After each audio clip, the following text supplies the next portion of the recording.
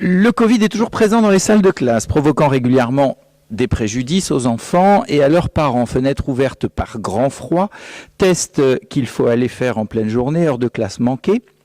De grandes grèves nationales d'enseignants et de parents ont réclamé des capteurs de CO2, 50 € pièce, voire des purificateurs d'air, 1000 € pièce, ou tout simplement l'achat d'autotests pour les écoles afin que les enseignants ou les infirmières de circonscription académique puissent effectuer ces tests sans déranger les parents et sans priver les enfants d'heures précieuses de cours. À Beaumont, les deux grandes associations de parents, FCPE et AIPBO, vous ont réclamé, monsieur le maire, l'installation de capteurs de CO2 sans obtenir de réponse. Sachant que la caisse des écoles et certaines lignes budgétaires de la commune disposent de ressources économisées du fait du Covid, pourquoi ne pas fournir aux écoles ces équipements précieux qui soulageraient grandement profs, parents et enfants et nous aideraient à mieux affronter l'épidémie? Merci, monsieur Renou. Madame Mortane, s'il vous plaît. Moi, je suis un peu surprise de votre déclaration parce que vous avez tendance à croire que je suis étonnée que vous pensiez que la période de Covid a permis d'économiser pour la mairie, sachant que effectivement cette période-là a coûté à la fois malheureusement de l'argent à la collectivité parce que ça a une vraie incidence sur le personnel, sur les budgets communaux, dépenses de masse, matériel, recettes non perçues, la maladie des agents qu'il faut prendre en compte. Ceux qui ont assisté au conseil d'administration du CCAS ont vu que ça a augmenté les charges au niveau des personnels, mais ça c'est comme ça. J'en profite pour répondre, je reviendrai juste pour répondre sur un petit point sur les dispositifs des besoins spécifiques, des besoins en difficulté. Vous avez soulevé dans votre questionnement la notion des heures perdues, des heures de classe perdues. Oui, effectivement, les enseignants peuvent aussi être malades et effectivement ne pas assurer les cours en raison du Covid.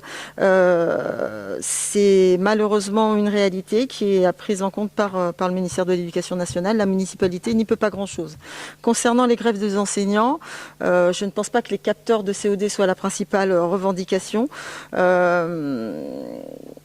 Il suffit pour cela de se référer aux informations et aux différentes revendications des différents syndicats, mais ce n'est pas le lieu ici pour moi de reprendre ces propos.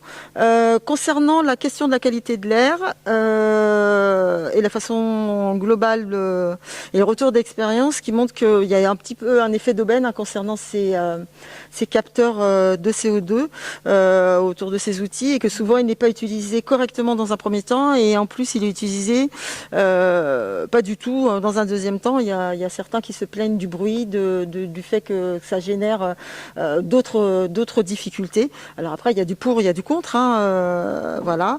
Mais il y a par contre un consensus, vous parliez des ouvertures, pour dire que la solution qui est la meilleure, c'est le respect des gestes barrières et c'est le respect des préconisations. C'est-à-dire que depuis le début de cette crise sanitaire, de cette pandémie, les premières préconisations étaient, bien avant les vaccins, bien avant tout ça, étaient l'ouverture des fenêtres, l'aération des pièces, mais même c'est valable pour le Covid, c'est valable pour la grippe, c'est valable pour d'autres affections de virus, et le respect des gestes barrières. Voilà. Donc ouverture régulière des fenêtres. J'entends que ça puisse engager un certain nombre de questionnements pour vous, pour l'achat de ces capteurs CO2.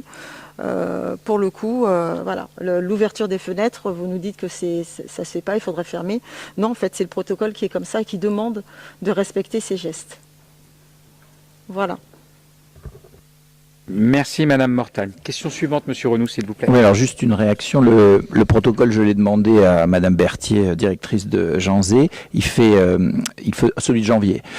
Il faisait 6 pages, dont 3 pages sur les capteurs de CO2. Le gouvernement rappelant qu'en effet, aérer était toujours la meilleure option, mais que certaines classes ne pouvaient pas être aérées parce que les fenêtres n'ouvrent pas, ou parce que le prof oublie de le faire, ou inversement, quand il fait trop froid, mettre des enfants à côté d'une fenêtre ouverte à se grelotter, c'est pas une solution. Donc, il recommandait l'installation de capteurs. Mais bon, je suis pas toutes les prescriptions du gouvernement. Alors, effectivement, vous êtes en train de nous dire que vous ne respectez pas ou vous estimez qu'il ne faut pas suivre toutes les prescriptions du gouvernement, sauf que là, nous parlons d'éducation nationale, que nous sommes régis par des instructions qui émanent à la fois de l'inspection de l'éducation nationale. Madame, si vous permettez que je réponde juste, vous dites simplement que, voilà, une directrice dont je ne citerai pas le nom dit que c'est compliqué, j'entends. Par rapport... Si, vous nous avez dit que...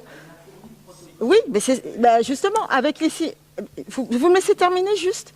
Le protocole sanitaire est applicable dans toutes les écoles. Il répond à des préconisations qui sont données. Il ne fait pas 6 pages, il y a des versions courtes et qui donnent les gestes barrières simples à respecter au sein des écoles. Effectivement, il y a des préconisations. Laissez-moi terminer. L'inspectrice académique du Val d'Oise, de Versailles, a effectivement entamé des négociations à la fois avec les conseils départementaux pour l'installation de ces capteurs en disant qu'effectivement ça pourrait être une solution envisageable, également avec certains territoires et certaines municipalités.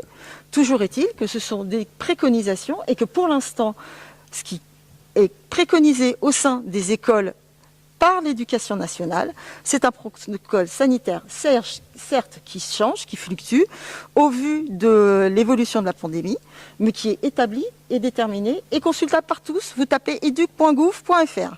Voilà. Merci Madame Mortain.